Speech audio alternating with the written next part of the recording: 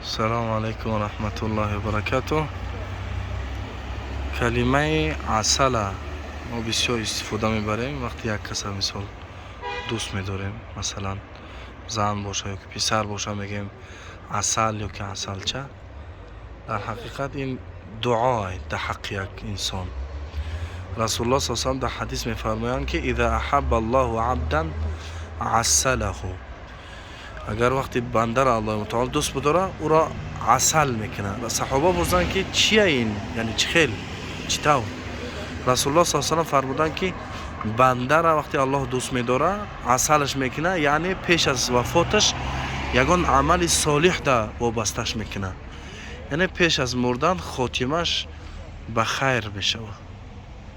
برای بین کسی را دوست بداره اگر عسل خطابش کنه، چی زن باشه چی پسر باشه، انشاءالله در حقش دعای ناز کرده.